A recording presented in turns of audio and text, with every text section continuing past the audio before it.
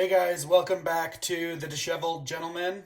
Today I have a topic that I wanted to touch base on for a while because I found it to be one of those really interesting things. It seems to be a topic that's kind of catching on in the everyday carry community, in just the gentleman style community, and just the average everyday community, I guess is the best way to put it. But it's something that I've really wanted to kind of talk about a lot lately because I know my own perspective has changed a little bit on it in the past several years, as well as I see things that are gaining in popularity in this realm. And so basically, what we want to talk about today is small, and I mean, small might not even be the right word, between small and micro carry knives.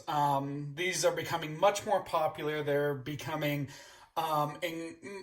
much more expensive because the quality and everything that are coming through, as well as the fact that I think just in our standard lives these days, where we are seeing more conflict and more things going on, it's becoming more common to carry a knife that is small, unobtrusive, non-threatening looking, for several different reasons. It doesn't mean that that's all you carry. It just means these are kind of the things you see quite a bit more around the office or, in a cafe or something along those lines. So we'll get into this, and, I'll kind of start touching base on why I've had a big interest in this. So I do have four of my favorite, what I would say are pretty small knives here. I've really liked them. I have the Spyderco McBee here. This has been reviewed extensively, so I won't be doing a review on it. I just want to talk a little bit about them. I have a Trouble Blades Littlest deck collector here, and I've actually really enjoyed this little guy. It is a workhorse. It is an absolute tank in a very, very small package. I have my Menovade S.T.U.F.F here, the little friction folder done there. And then my newest addition to my itty bitty knife club is the Serge production line Bean Cleaver version 3. So, as we kind of talk about this, I will put some of these back on, but let's talk about them kind of a little bit more, just so you guys get the idea. So, some of these blades are becoming quite a bit more common, as I said, and more custom makers, more and more production efforts are coming in the form where we're seeing smaller and smaller blades, and they have incredibly good quality. This one in particular that I just got in this week from Serge's production line. This is not a custom. This is part of his production line. He has designed it. He is the one who sells it. He does a lot of different things with this to make sure that they are done very well, but he does not make them. These are actually made by a Chinese manufacturing company that also has done work with Boker. In fact, I believe if I do it, it's the same production facility that helped on his Boker Lancer. Sorry guys, I might not be saying the right name for that one, but as you can see here, you can see Serge's name on it, where this is his new logo for his specific knife production company that he runs and operates himself. So, but great little blades, incredible quality. This does have the titanium scales. It does have a full M390 blade steel, which is really, just an incredible premium steel. And you can really start seeing these going through. It does not run on washers or anything, but the way this goes, you don't really need one. It's just a perfect little, if I can actually do it, sorry, my hand was a little slippery there. But you get the idea that they're actually starting to see some pretty incredible quality with some of these things. Titanium, really great detail and, skeletonizing with the holes and the milling on this. Absolutely smooth and perfect. I really like the stonewash finish on these. And you're getting a production piece that's incredibly high in quality, and something that, if you were to pull this out at out of your pocket at a workplace or within a cafe and stuff, people would not be threatened about it. And I understand, guys. I get that some people are probably saying, well, who cares what other people think? who cares? You know, I want to carry which knife I want, what I have. And I don't disagree with that, but I'm also saying we do live in a world where if you are a part of the business world, where you are in specific areas, you know, I have friends and individuals that work for universities and stuff, and it's actually come up that they would prefer that they do not have, you know, aggressive, large knives, you know, and it's been enough of an issue that it's come up, you know. I think we live in a world that we can carry a pocket knife, but yeah, we are seeing more and more you know, criticism due to specific types, and take that for what it might be. But I have found as I went through my own business experience, finishing my education, getting the business world, it was actually easier for me to transition to some of these knives instead of having to constantly fight that battle of having a big aggressive looking knife, because I have several and I love them. And I still carry them out on like weekends and stuff, but it became a lot easier to have one of these to do some of those day-to-day tasks with. So yeah, these are fantastic. And I'll give you guys a little bit of a comparison here on this. So this is, let me grab my calipers. I did remember them today. So what are we looking at for the cutting edge? You know, let me give you just a bit more of an exact here, if I can get there. The actual cutting edge is, and I don't want it in millimeters, sorry guys. You've got about 1.85 almost cutting edge of the actual blade edge there. So you can see, you know, it's a, you know, the actual blade is about 2 inches. Each one of these squares is an inch, by the way. And you'll get that. So, I mean, the overall length of the entire knife is, you know, the 5 inches you can see here. It is really tiny, and that's open. At a closed blade length, we're looking at, you know, about 3.5 with the little flipper portion out of it too. So these are fairly small. They're fairly unobtrusive. You know, we are at 0.3195 there inches wide. I mean, these are tiny, guys. These are incredibly small. For the same idea here, just to give you an idea, here is a Spyderco Native, which I feel falls in the realm of a standard size blade that you would take out. You know, a little bit smaller than standard would be the Kershaw. I've got the copper Natrix here, so you can tell kind of where that falls in line. And then another one that's a bit longer but a bit more slim is the CRKT CEO, done by Richard Rogers. This is the micarta version I got from Blade HQ. So you can kind of get some of these ideas here, guys, that some of these are not very big.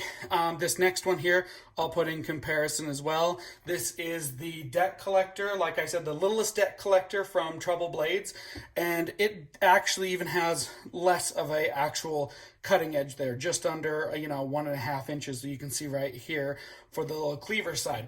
Now this is also titanium. This is a D2 steel blade, which Trouble Blades has an incredible functionality and a beautiful way of heat treating their D2. I've had zero issues with this at all. I absolutely love this little guy.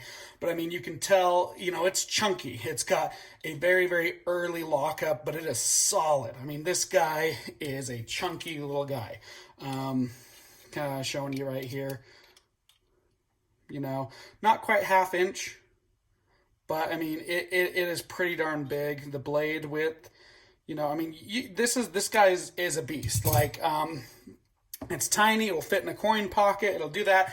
Even on your keys, if you wanted to put it on the keys, it's going to do a great thing. Now, this is a custom piece, so it is something that you're not going to find in production, but you get the idea that more and more of these are starting to become produced.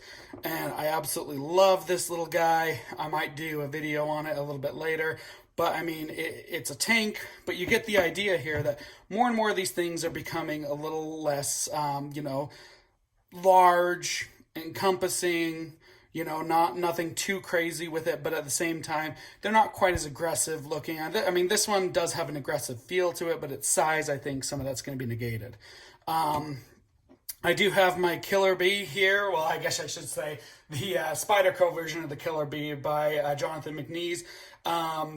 So this is the McBee from Spyderco. It's been an incredible hit this past year. I'm not going to, touch base much more on this. You will see I do have the laser engraving on this that I did buy from Jonathan specifically. He was nice enough to be able to do this for me for a very, very minimal cost, but it makes it a little more fun in my opinion. But I mean, these are great little blades. This one's pretty stout and everything as well. A lot of individuals have this one. So like I said, I'm just going to touch base real quickly to show the size of it and everything. Like I said, I don't want this to be a review because it is, this one's been reviewed from 9 ways from Sunday pretty much. But you get the idea. You can see where these are falling in the size scale between all of these, and they're unobtrusive. They're not a big deal, and they're beautiful and they're wonderful in so many ways, but you can kind of tell that they are within a specific wheelhouse here. I am putting this one the other way because this is a chisel grind, and you can see the logo, the Menovade logo there, and I'll flip it around. This is 154 cm steel, a G10 scales, and this one is a friction folder. So you can see here it has the little, tab right there that you can pop out, snap it in. There you have it. Great little blades. Absolutely love these little blades. Those of you that didn't know, sorry, I didn't touch base, titanium scales on this one as well as the CTS XHP blade steel. So the idea here is you have an incredible amount of, utility within your pocket. In these small little things, which I think are, for lack of better phrasing, I think they're a great gentleman style carry. I think this is something that you would see, the standard everyday individual being able to take everywhere, not having too many issues with it. But with that being said, are you giving up some functionality? Oh yeah, of course, no joke. The Native is one of my all-time favorite knives here. There are certain things that I can do with this that I can't do everywhere else. I mean, I have the salt here. I do everything from gutting fish to, I bring that out in the lake with me at times, and I do all different kinds of things. Food preparation stuff. There are certain things that a bigger knife is just going to get done. And I'm not trying to say that these are going to fill that void. But what I am saying here is these will be less intimidating, less obtrusive, and have other issues like, you work in an office building, you need to open a box or do something. This is not going to cause an issue. I use that example because I did have my Kaiser Critical designed by Matt Christensen, who's a good buddy of mine, but it is a very aggressive looking Wharncliffe blade. And at the same point in time, it's absolutely fantastic, absolutely wonderful. But you pull that out in the office to cut open a box, and I literally had like 2 people take a step back and whoa, and I'm like, one thing is I think you guys are ridiculous. Why have that reaction? It's just a knife. It's not like I'm doing anything. But you can't get away from the fact that there are those individuals out there. It's problematic that, all you need is someone to sit there and say, I don't feel comfortable that this person's bringing in this scary looking knife and everything. And do I think it's ridiculous? And would it hold up in HR? Probably not. But I have also seen it go the other way where they basically have come out and said, we prefer that no one carries a pocket knife. I've worked in several different areas where at one point in time, they did check individuals for even just a tiny unobtrusive pocket knife. So I found it easier in my world to basically end up saying, I'm just going to go with something smaller, and this can benefit, myself. I won't have to worry about all that, and someone else isn't going to freak out when I pull out a little itty bitty thing like one of these guys. So it's just something that I wanted to touch base on a little bit. I think it's fantastic. Hopefully you guys have seen these. If you're a little more interested in them, feel free to pick one of these up, try and borrow one from a friend. A lot of these I did get from makers, so some of them are going to be a little bit harder to find. This one is, while it's not the only production piece per se, it is the only one you're going to find easily on pretty much every website where you're going to have to go to Serge's and hopefully get one of his, each iteration. I believe he only does a couple hundred here. It's going to be hard to see, but you can see that this one is 144 out of 200 that were made. A little bit harder. Fantastic knife. If you can get one, I highly recommend it. This one is no longer in production in this variant here. Nick does have a really good secondary version of this that I actually want to get. And like I said, this one is a custom piece, but we're starting to see more and more of these, and I honestly hope we continue to see more. I think that they're fantastic. I think they serve a place in the world. I think everyday gentleman can have one of these, not draw any attention to him, and still have the functionality of a knife overall. With that being said, am I ever going to just leave this at home on a day where I can have it? No. I'm totally always going to have something like this in my pocket because, like I said, functionality is there. But as we begin to see more and more of that, remember, these are fantastic. I absolutely love them, and I want to see more coming out. So if you guys have any other smaller knives that you would like to see, think that I would enjoy, that I should review, please let me know in the comments. I'd love to do some, but ultimately, let me know and we can hash those too. We can make sure that we get a good review because, like I said, this is just a handful I wanted to show you guys. I didn't want it to be anything more than a review, just to kind of touch base on it. I'd love to use this topic a bit more and do some more. So, yeah, there you go, guys. I'm going to line these up so you can see them in a little bit of a different view here. Sorry, out of camera a little bit. Things are falling. Sorry, guys. It's my big fat hands. Yep. There you go. Thanks for watching, guys. Talk to you next week.